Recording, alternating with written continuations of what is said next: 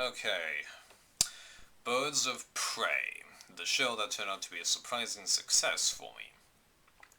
So here's the basic premise, as I'm keeping this mostly spoiler free, but I have to tell you this. This takes place roughly 20 years after the normal events of the Batman universe. Batman has finally managed to defeat the Joker, who's dead, but he had planned for his demise, and he had sent out minions of his to take out the people closest to Batman. Barbara Gordon and Catwoman. They kill Catwoman and ruined Barbara like they do in the comics. However, unbeknownst to all except for Alfred, Barbara, and Catwoman, Catwoman had actually given birth to Batman's daughter, Helena. After Barbara recovers from her injuries and becomes the Oracle, she takes Helena in as her own and gradually starts to train her to become the successor to Batman. But Helena has sort of inherited her mother's powers and at times sort of behaves like a cat. I can't really describe it. It isn't what you think. Let me just say that. Then, in the first episode, at the beginning, they are joined by this girl named Dinah, who has two types of powers. One, she can dream or see future events, and she has telekinesis. After she finds them, they didn't know she was coming. They eventually agree that they're going to let her be part of their group. Now, as for what the police are noticing, there's this detective. His name is Reese. He's played by Cena Moore, I think his name is. He becomes aware that there's some suspicious activity going on about a supposedly superpowered person, and then he eventually comes into contact with Helena. And that dynamic between them is one of the series' major story arcs. So that basically sets up the series.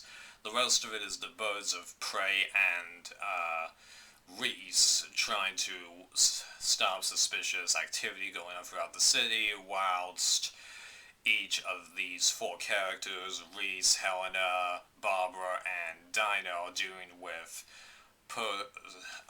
conflicts within each other, either with people around them, internal demons, being a superhero, not being able to have a normal life, not being accepted in the teenage community, troubles with parents, and that's basically how the series goes.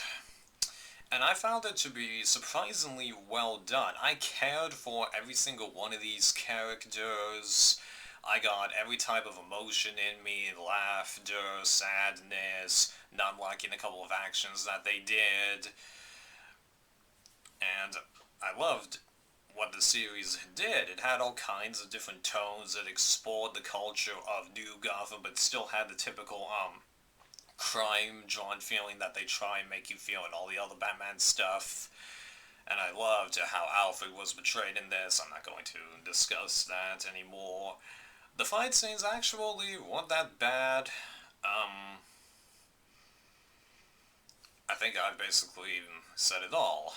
I'm not going to tell you if there's a main villain or not. You're going to have to see that for yourself. Now, of course, no show is not without its flaws, because this does have a few flaws. Give me a second. I need to look at my script again. Okay. So, there were a few shots that are done where the main characters are on top of a building with a sunset happening around them. There are a couple of the scenes where it honestly looks fake, but in a way, I kind of like it. It feels sort of cozy and all that. It is possible to predict a couple of story arcs that happen, but I didn't completely mind that. A few of the fight scenes you can tell are actually just recorded at normal speed and then just sped up to make it seem more intense, and that it's actually superpowered people kicking normal people's butts. And then finally, the biggest nitpick is that a couple of the mystery killers. You should be able to guess what I'm going to say, but this is going to be the one spoiler I have in this review, so skip ahead a little bit. Episode 3, well, they have Shepard from Atlantis in there. I mean, like, that was just so stupid. I mean, for crying out loud. He could not have made it more obvious. It makes them blind to what's right in front of the face. Really, you could not have made it even any more obvious than that. Whoo-wee. But still, I really think that this is a pretty interesting show. Acting was superb. The way it was written was pretty good. Minus the finale, because I forgot to say that.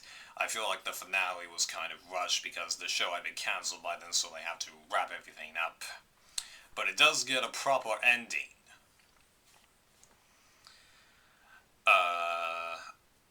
Yeah, great acting, writing, how the series developed.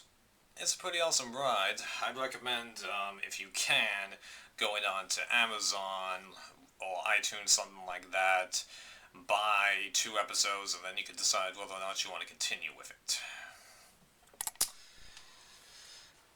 Bye.